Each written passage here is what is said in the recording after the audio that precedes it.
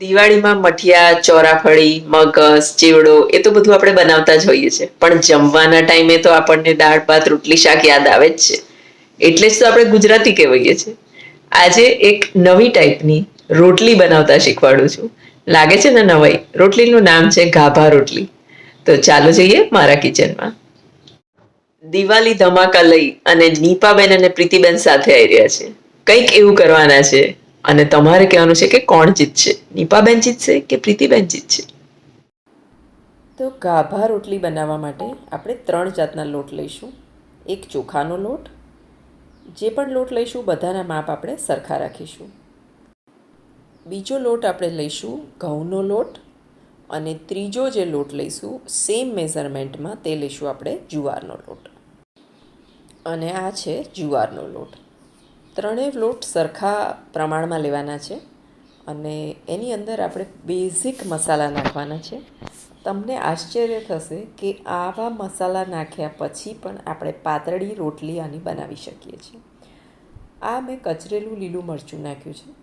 એને થોડુંક ફાઇનલી કચરવાનું છે, કેમ કે આપણે રોટલી બનાવવાની છે.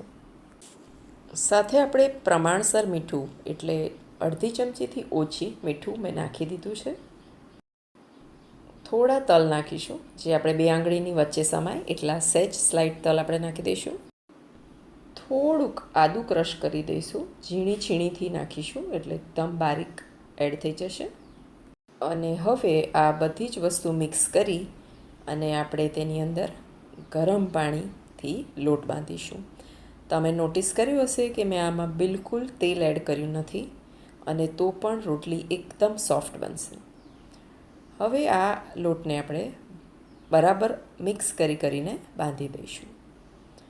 જુવારનો લોટ છે, ચોખાનો લોટ છે અને ઘઉંનો લોટ છે, એટલે તેને આપણે મિક્સ કરતાં ગરમ પાણી નાખતા જઈશું અને લોટ બાંધતા જઈશું.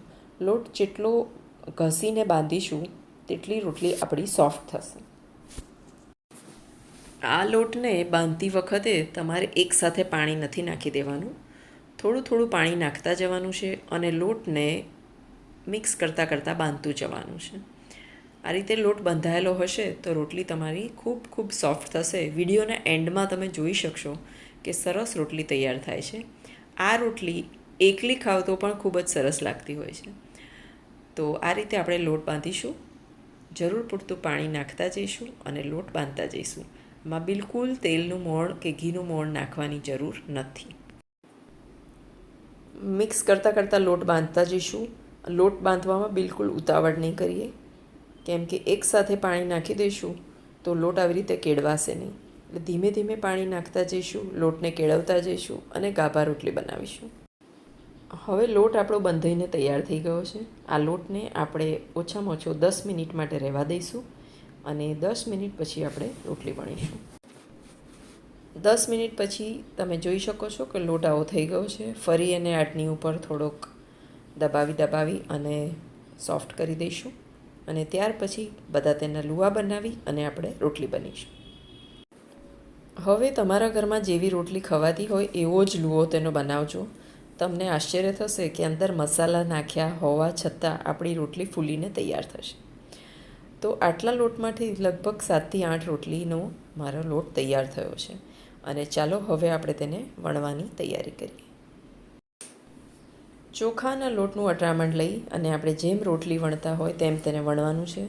લોટ ઘણો જ સોફ્ટ થયો હોય છે, એટલે થોડુંક સોફ્ટલી વણજો, પણ રોટલી સરસ જોઈએ એવી પાતળી વણાશે. રોટલી વણીને તૈયાર થઈ ગઈ છે અને તમે જુઓ મેં પાતળી જ રોટલી વણવાનો ટ્રાય કર્યો છે અને વણાઈ પણ છે. ચાલો હવે આ રોટલીને આપણે શેકી લઈએ. આ રોટલી કંઈ નવી નથી, પણ આ ખૂબ જૂની રોટલી છે. ઘરમાં અલગ અલગ લોટ ખવડાવવાનો અને ઘરમાં જે લોટ હોય એમાંથી રોટલી બનાવવાની, એ બધું આપણા ગ્રાન્ડ પેરેન્ટ્સને બધાને આવડતું હતું.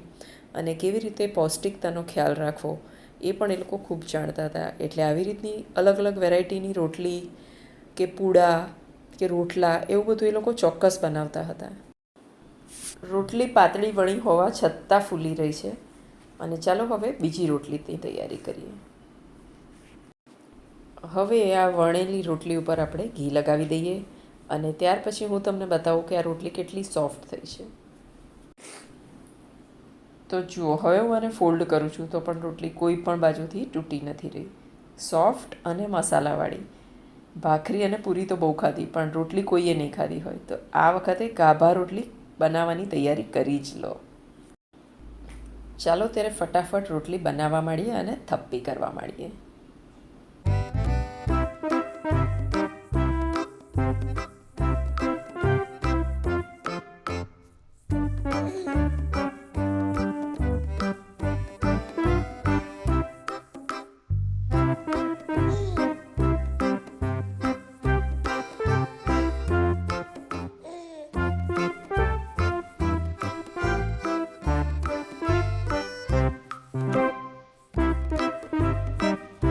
તો રોટલીની રેસીપી તમને કેવી લાગી? કમેન્ટ બોક્સમાં ચોક્કસ જણાવજો. અવનવી રોટલીઓ બનાવવાનો મને બહુ શોખ છે. મેં પાલકની પણ રોટલી મૂકેલી છે, તો એ પણ એકવાર ચોક્કસ જોજો.